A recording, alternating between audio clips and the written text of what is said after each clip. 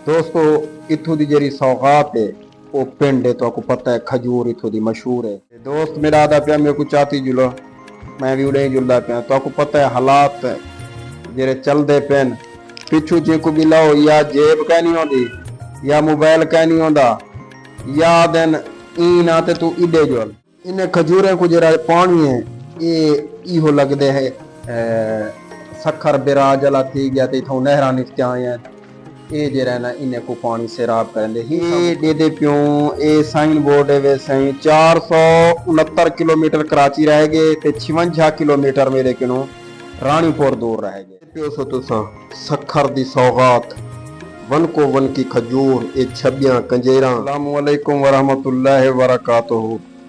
दोस्तों मैं पांदियां पंद करेंदा रहंदा इलाके शहर वसेब वस्तियां महल्ले तो आपको दिखेंदा रहंदा।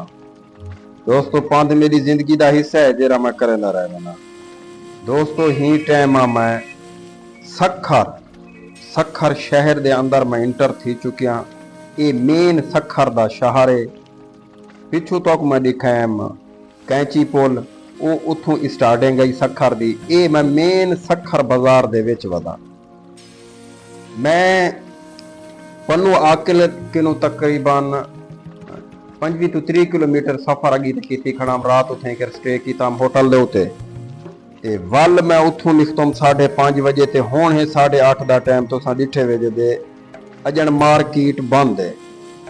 मार्केट बंद है। कोई होटल खुले पेन जेरे चाह वाले पराठे वाले नाश्ते वाले वो पॉइंट खुले पेन ना ते तकरीबन बंद है। डिठे वे जी ये होटल खुलिया पे कुर्सियां बाहर कड्डी बैठे मेरे दोस्त चाह दे प्याले लगे पेन पराठे लगे पेन ते मैं इथों रास्ता भी पूछ गिना रस्ते इथा 2-3 निकते पेन भाई जान कराची रोड ते वंजने कराची रोड जी हाँ कराची रोड ते बारी बार मैं निकल वंजा जरा कराची जी हाँ इहो ठीक है भाईजान सीधा ठीक है मेहरबानी ना भाईजान मजबूरी है मेहरबानी भाईजान आदे पेन जो मेरे को भी चाहती जुले सड़क 2-3 निखियां प्यान ते मैं के बाहर मैं जरा ना मेन रोड दे उत्ते चढ़ वंजा ते दोस्त मेरा आदा पिया मेरे को चाहती जुलो मैं भी उड़े जुलदा पिया। तो आपको पता है हालात जेरे चलते पेन पिछू जे को भी लाओ या जेब कह नहीं आती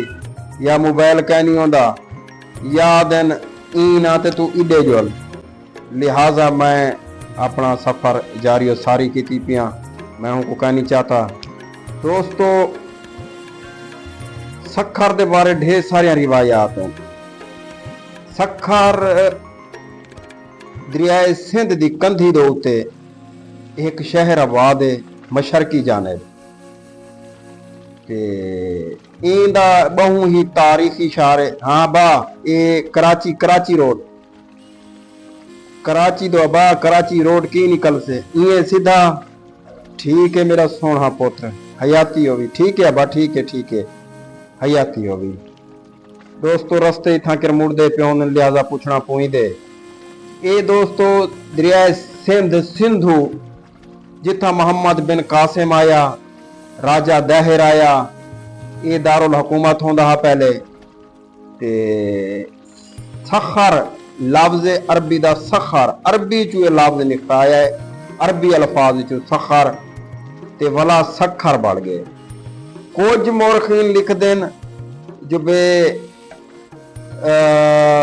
ईदा सुख आराम या सुकून ये सिंधी लफ्ज संख सराकत ये सिंधी दा लफ्ज ये हिंदे चो निकला आया है। ढेर सारी रिवायात हैं। सखर दा मानी साख्त पथरीला चट्टान क्योंकि इलाका भी पथरीला है साख्ते बहु ते साख्ते पथरीला है खुश्क गर्म इलाका इथा केर कैंची पोल हेड बिराज बहु वड़ा बिराज है जी तो आपको आखिर साख्त ते गर्म इलाका है। ए दे दे प्यों ए साइन बोर्ड है वे सही 469 किलोमीटर कराची रह गए ते 56 किलोमीटर मेरे किनों रानीपुर दूर रह गए। 469 साख्त ते खुश्क ते गर्म ते ए खजूर ही सागू इत्थां किरपाती वेंदी है, क्योंकि ये बहुत सख्त पथरीला इलाका है। ते हैड बैराज है जरा सिंध दा सखर बैराज जरा मशहूर है। कैंची पुल थी गया, लाइड बैराज थी गया, अयूब बैराज थी गया, ये मशहूर है। ते इत्थां खजूर क्यों ज्यादा थींदी है, क्योंकि सारा पानी जरा है बैराज चों आंदे, जिंदी वजह किनों ये है भी खुश्क ते गर्म इलाका है।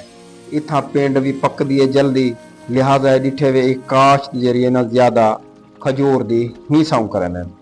बेहतरीन मौसम थी चुकी है, दे पियो सो बहु ही सोहना माहौल थी चुके है। आए हाय हाय ठंडी हवा घुली खड़ी है। ते तो पता है सखर कराची सिंध हैदराबाद दे विच हवा मशहूर है ठंडी। हुण भी सवेरे दा टाइम है, 8:30 दा टाइम है, ते ये दे पियो अजण छां है दरख्तें दी, ते इडो खजूरें दे बागात ॾाढा सोहना मंजर पेश करने पेन। ते साडे वसेब दे विचों साडे इलाके जनूबी पंजाब दे विचों मजदूर तबका हर पासों इत्थां मजदूर तबका आंदे, जेरा इत्थां के राते मजदूरी करेंदे। पिंड दे सीजन को जरी इत्थां के रीहो बनेंदे न, छुआरा बनेंदे न। पिंड को कढ़ा दे विच गिंदोड़ियां को कढ़ा दे विच सट ते वल ऊं दे विच चास सट ते उनको वाला सुके न ओ बड़ वेंदे। यो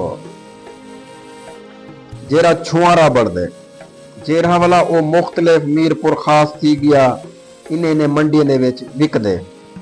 ॾाढा सोहना मंजर रोड पेश करन दी पई है। तो सडे दे पियो सो बेहतरीन साफ सुथरा रोड है। स्पीड देखो तुसा मोटरसाइकिल दी, मैं मोटरसाइकिल दी रेस को हुण छिकी बैठा जो मैं ठंडे टाइम हैदराबाद पुज वञा, क्योंकि मैं अज दूजी रिवारे में को 8:30 दा टाइम है। इंशाल्लाह सही कढेंदियां वेंदियां अगू रानीपुर 56 किलोमीटर है, वो भी क्रॉस करने। मैं हैदराबाद स्टे करे सा ते उथा स्टे करते वाल मैं अगी ते निकल वे सा। बकाए दोस्तों जी मोहब्बत देंदे वे उहे मोहब्बत दिता करो, वीडियो को लाइक किया करो, शेयर किया करो, अच्छे अच्छे कमेंट किया करो।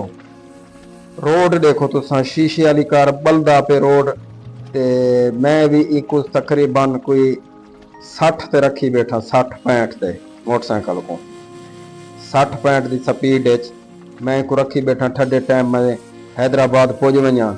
दोस्तों इत्थों की जी सौगात है वो पिंड है, तो आपको पता है खजूर इत्थों की मशहूर है। दसेंदा पिया सारे पंजाब दे विच हर पासों लोग आंदे, इत्थां गरीब गुरबा लोग आंदे जेरे आते इत्थां कर मजदूरी करें, इत्थां कर खजें दे उत्ते सीजन होंदे, खजें दे सीजन ते आंदे कमांदे अपने बालें दा रिस्क कमावे न। इन्हें खजूरें को जरा पानी है ये इहो लगदे है सखर बिराज वाला थी गया, तो इथों नहरा निकल आए हैं, ये जरा ना इन्हें को पानी सैराब करेंदे ही सागू खजूर की जी काश्त है इतना बहुत ज्यादा करें ते ये इंपोर्ट एक्सपोर्ट करें खजूर को। सखर की तो आपको पता है खजूर मशहूर है, पिंड मशहूर है, ते पैदागिर इलाका है, काश्त थी ज्यादा यह खजूर है। खजूर थी गया अगू हैदराबाद सिंध वाले पासे वो केला मशहूर है, उथा केला बहुत ज्यादा थी है, ते इथा जरा खजूर ज्यादा थी है। ये पैदागिर इलाका है, मौसम इथा बहुत सख्त होंदे गर्म होंदे, जिंदी वजह के इथा कर खजूर दी पकदी भी जल्दी है, ते काश्त भी इथा कर ज्यादा करन खजूर दी। एडे दे पियो सो तुसा सखर दी सौगात वन को वन की खजूर, ये छबियां कंजेरा हर किस्म की खजूर थी गई, छुआरा थी गया, पिंड थी गई, हर किस्म के गिदोड़े थी गए। ये तुहाडे खिदमत हाजिर है।